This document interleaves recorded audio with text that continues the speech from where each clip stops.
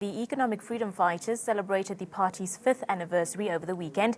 Party leader Julius Malema warned members to contest for leadership within the party rules. He also defended the decision to expel some of the party's public representatives, saying they tried to hijack the party. And to further discuss this and shed some light on the matter, we are now joined in studio by political analyst Professor Sipho Seepe. Good morning, Professor. Thank you for joining us here on Afro World View. So there were celebrations taking place over the weekend as the EFF celebrated their 5th anniversary or birthday. Let's talk about the evolution of the economic freedom fighters over the last 5 years. Well, I think that's probably the best place to start. Sure. And this is where Malema started by indicating that as a party, they are grateful to the role that the ANC had actually played in bringing about the political freedom. But restated that the ANC does not have the political will or courage and the tools to take the country to the next level, or the black struggle to the next level. Hence their title or their brand name, that they are economic freedom fighters. To simply say our focus will be less political, we'll use the political platform, but our focus will be on the economy. And also reminded people that the ANC of today is no longer the ANC of Nelson Mandela, that ANC has actually died with Mandela. So he says, reminded them that when President Zuma talked about the ANC will rule until Jesus comes, that Jesus comes in different forms. But the EFF could be seen in that guise, that there are various ways, but he was just playing around with some of the language that the ANC had actually used in the past. But what we saw was the same Malema who was fiery, almost trying to sustain the sense of agency and militancy that has characterized the EFF. And of course, other people will say that the level of militancy is more anarchy. I mean, what we've seen in Parliament. But Malema was very fiery in terms of putting certain issues on the table. And one of those was to exploit the weakness of the ANC. Among those is the issue of land. Remember, even though the ANC had taken a decision, it was the EFF that put it in Parliament to say, let's place this motion, and the motion was adopted, and now we have these hearings. And when you go and listen to the people in the hearings, they keep on referring to the EFF thinking it. So that is one part, that how the party has come in. And then they have also presented themselves as a party that is anti-corruption. And that would be also something that when we go towards elections, people are going to be contesting. They'll be bringing out also the skeletons within the EFF. But this was a moment for the EFF to say, unlike what other political parties that had moved out of the ANC, like the UDM, like COPE, it is the EFF is still standing.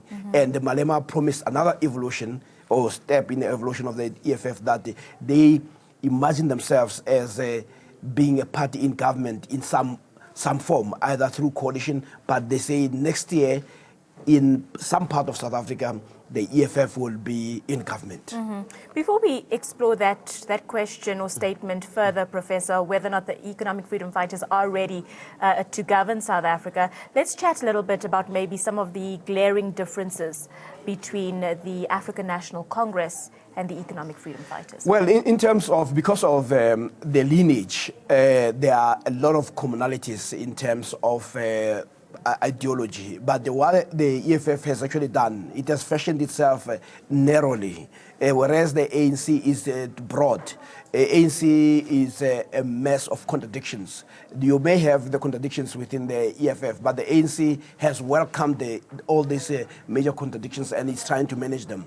But we've seen that the attempt to manage so many contradictions has actually led to people not knowing what the ANC stands for. But what the EFF has actually done, and this is what Malema was also trying to put, that if you talk about black struggle, black aspiration, we are that party. The ANC is concerned about unifying everybody, including the oppressors, etc. But the EFF and Malema put it very clearly that he's got only one heart, and that heart is for African people. And when he says he loves African people, he does not mean that he hates white people, but he says he's going to concentrate more on the weak and the poor and the black in our society. So he says this is a posture of the EFF, but the ANC is trying to be all things to all people, and this is where there is a major difference. And you also see that even though the ANC may have come up with the most radical proposition and resolutions in Nasrec, when you listen to the leadership of the ANC, you find it not seemingly sticking to those resolutions. Instead, what it does, it tries to water them out, down, because it's in its interest to try to say, when people complain, let's say shift. You see the ANC that talks, it brings a motion in Parliament, and then says, no, this motion, we are going to withdraw it because we're going to consult. And then people begin to ask, who are you consulting? So some people say, well, they have to consult their masters, the people who have paid a lot of money to make sure that the outcome of Nasrec has gone the way it has gone. But what the EFF can be credited for is it's a level of consistency and the element of militancy, but also on a few things. One, land, and says if you're not going to address this, there'll be no peace. It says we're going to deal with corruption, but as I said, that will be a matter that will be debated among the parties. But most importantly, we are going to pursue the idea and the line of economic freedom in our lifetime. Professor, earlier we touched on the ANC wanting to be all things for all people, and the economic freedom fighters rather focusing on specific issues that affect the poorest of the poor and a lot of black South Africans. With regards to governance and being able to govern a country, the EFF says it's ready, but then does there need to be a change then in that thinking of only focusing on a specific part of the people of South Africa and not necessarily trying to be there for South Africa as a whole? Well, first of all, the EFF has taken a view, which Malema said when he was still in the ANC, when he was accused of driving white people away. He says that these white people who love Nelson Mandela, when you look at them, even where Mandela stayed, you find that they tend to vote more for the DA. So he has come to terms with the fact that ultimately the majority of the people in this country are black people. And also because of the history, it is very important that if you're talking about economic freedom, who are you going to be liberating? You're not going to be liberating white people who are in economic power. So your very birth is informed by that history. So he's very clear on that. And when it comes to government, the EFF, even in coalition with the DA, had always said that they are going to push their coalition partners, although they call it not coalition, but they're saying our participation there would be such that the budget would be geared towards the poor. So if they do get an opposition, a possibility of governing or co-governing elsewhere, it would be, I guess, consistent with their view to say their budget would be geared towards addressing the very issues that had made black people to be on the margins of our economy. So I don't think it is so much of a problem. Remember, to govern, you just have to get the numbers. If you get the numbers right, and this seems to be with the land expropriation without compensation, the EFF is beginning to get some bit of traction. And this myth of that there's a new dawn, they are actually trying to expose it. First, the people on the ground talk about land, and the ANC is very unsure about what to do with the constitution, whereas the EFF is very clear on that. So any party that has clarity, people will say, we'll rather go with people who are very clear than people who are wishy-washy. The ANC, because it wants to appeal to everybody, it's wishy-washy, and a party that is wishy-washy is not going anywhere. It will actually sustain the status quo. So the EFF, it says, we would be, given the fact that 24 years later, we have not made progress economically, you still find that the income levels of black people or black families is 5 times less than that of whites. You look at the managerial positions, they're still white. You look at ownership of the economy. So they do have a message that is very consistent with how they've branded themselves as economic freedom fighters. The ANC is something else. So the issue of governance, once you have the numbers, you come up with your policies, and your policies must inform the budget. So and they're not making any bones about that, the inclusion. They say we are pro-black, but we're not anti-white. And it will be in the interest of white people to find common cause. And I do think that, given our history, the ANC itself, in its own language, it talks about that it is a party that was formed for the liberation of black people in general and Africans in particular. So one would have expected that it would be more pro-black than wishy-washy as it seems at the moment. But I do think that it's something that the ANC must sort out, whether it will throw its weight between among the privilege, the historically disadvantaged, or whether it will want to take others who would be happy with the status quo continuing.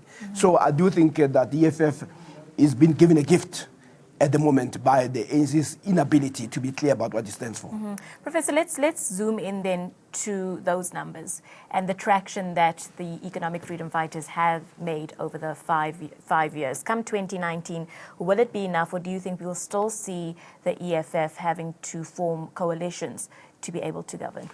I've got no doubt that the ANC still has a massive support. I think every survey that you look at will actually suggest that. Also, you must also understand that the people are more comfortable with people who had walked the path. So the ANC can claim that it has a government, and it may claim that there have been setbacks, and it's also one party that is always willing to say, we have made mistakes, and we are going to correct that. But where I think the ANC must be very careful, it has a leadership that believes in sound bites. But the people on the ground who are protesting on a daily basis are not interested in sound bites. They're not interested in New Dawn. What they're talking about are schools, what they're talking about are houses, jobs. You know, you mentioned all those issues that are very closer to the people. So they say, if you're talking about New Dawn, where's the land? New Dawn means nothing without the land. New Dawn means nothing when they are homeless. New Dawn means nothing when they are unemployed. New Dawn means nothing when being black means to be helpless. So those are the issues that the EFF can exploit, or any other party that is on the left. But at the moment, the ANC is obsessed with slogans and also the worship of the new God. The new God here being the investors. Because when you listen to the president speaks, it's all investors. It's a party that will be investor-led. And the opposition parties, like the EFF, must make sure that they are led by the aspirations of the people, not to be investor-led. And so that new language that has come, that everything is all about investors, everything is about loans. And when you talk about loans, you're talking about a new form of servitude. And the EFF can always exploit that. The ANC right now talks about being in power and being elected, having a resounding victory. But it is not talking about aspirations of the people. So its obsession is no longer about the liberation. It's not about that. It has lost that revolutionary streak. It's all about in power for the sake of being in power. And the left-wing political parties must start talking about the people, not so much about being in power, because the obsession with being in power reduce the ANC to any other party. It now competes. It is no longer a party that can say we are different from the DA because we are a party that is revolutionary, that knows where our people are. It is simply vote for us. We want to be in. Let's come up with numbers. But the question is, where are those resolutions of Nasrec? Where is that the revolutionary language? Where is the ANC talking about liberation of black people in general and Africans in particular? And it may be true, it may be that what Malema says, that ANC has died in Kunu when Mandela died. Well, Professor, thank you very much.